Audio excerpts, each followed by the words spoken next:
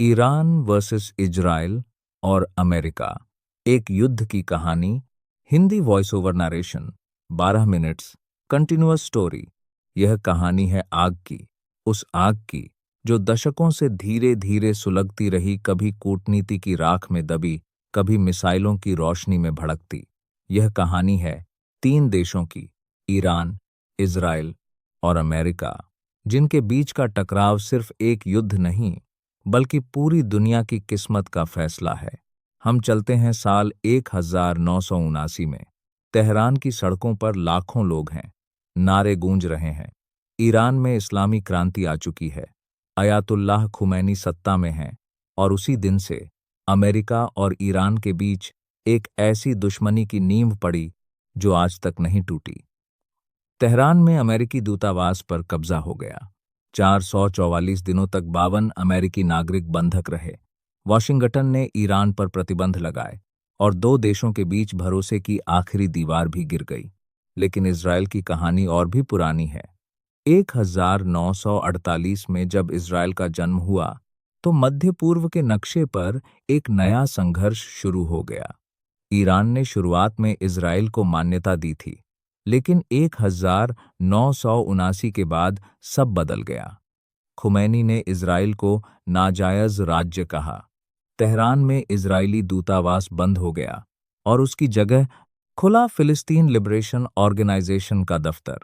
यही वो मोड़ था जहां से 2 देशों के बीच नफरत की एक नई इबारत लिखी जाने लगी।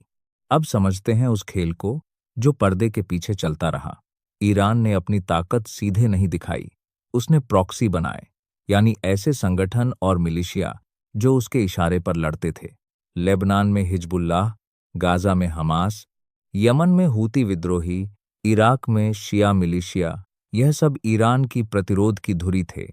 इजराइल इस धुरी को अपने अस्तित्व के लिए सबसे बड़ा खतरा मानता था, और अमेरिका वो इजराइल के साथ खड़ा था, हमेशा, हर कीमत पर।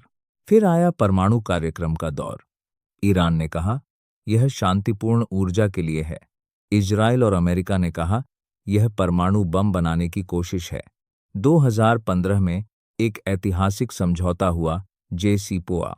ईरान अपना परमाणु कार्यक्रम सीमित करेगा, बदले में प्रतिबंध हटेंगे। दुनिया ने राहत की सांस ली, लेकिन 2018 में अमेरिकी राष्ट्रपति डोनाल्ड ट्रंप ने उस समझौते को तोड़ दिया। ईरान पर फिर से कड़े प्रतिबंध लगे और ईरान ने यूरेनियम संवर्धन तेज कर दिया। तनाव फिर चरम पर पहुंच गया।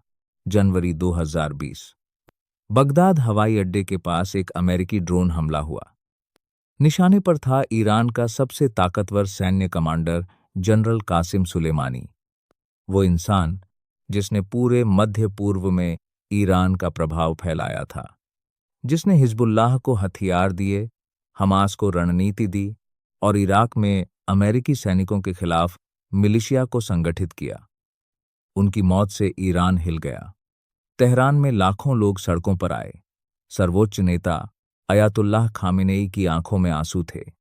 ईरान ने बदला लेने की कसम खाई। कुछ दिनों बाद ईरान ने इराक में अमेरिकी सैन्य अड्डों पर मिसाइल दागे। यह पहली बार था जब ईरान ने सीधे अमेरिकी ठिकानों पर हमला किया था। दुनिया की सांसें थम गईं। क्या यह तीसरे विश्व युद्ध की शुरुआत है? लेकिन अमेरिका ने संयम रखा और ईरान ने भी जानबूझकर नुकसान सीमित रखा। दोनों पक्ष जानते थे कि पूरी जंग किसी के हित में नहीं। लेकिन असली विस्फोट आया अक्टूबर 2023 में। हमास ने इजराइल पर अब तक का सबसे बड़ा हमला किया। हजारों रॉकेट गाजा की सीमा पार करके आए, सशस्त्र लड़ाके। 1200 से ज्यादा इजरायली मारे गए, 250 से ज्यादा बंधक बनाए गए। इजराइल स्तब्ध था। यह उसके इतिहास का सबसे काला दिन था। 1973 की योम किपुर जंग के बाद सबसे बड़ा आघात। इजराइल ने जवाब दिया पूरी ताकत से। गाजा पर बमबारी शुरू हुई। हफ्तों, महीनों तक हजारों फिलिस्तीनी मारे गए। अस्पताल, स्कूल, घर सब मलबे में तब्दील। दुनिया 2 खेमों में बंट गई। एक तरफ अमेरिका, ब्रिटेन, यूरोप इजराइल के साथ। दूसरी तरफ ईरान, रूस, चीन और अरब देशों की जनता फिलिस्तीन के समर्थन में। और फिर अप्रैल 2024 में वो हुआ जो पहले कभी नहीं हुआ था। ईरान ने पहली बार सीधे अपनी जमीन से इजराइल पर हमला किया। 300 से ज्यादा ड्रोन और मिसाइलें रात के आसमान में रवाना हुईं। यह ईरान का जवाब था दमिश्क में ईरानी दूतावास पर इजरायली हमले का, जिसमें ईरान के वरिष्ठ सैन्य अधिकारी मारे गए थे। उस रात पूरी दुनिया टेलीविजन से चिपकी थी। इजराइल के आयरन डोम ने अमेरिका, ब्रिटेन और जॉर्डन की मदद से अधिकांश मिसाइलें आसमान में ही नष्ट कर दीं। नुकसान सीमित था, लेकिन संदेश स्पष्ट था। ईरान अब छुपकर नहीं लड़ेगा। इजराइल ने भी जवाब दिया। ईरान की जमीन पर इस्फहान के पास एक सीमित हमला किया।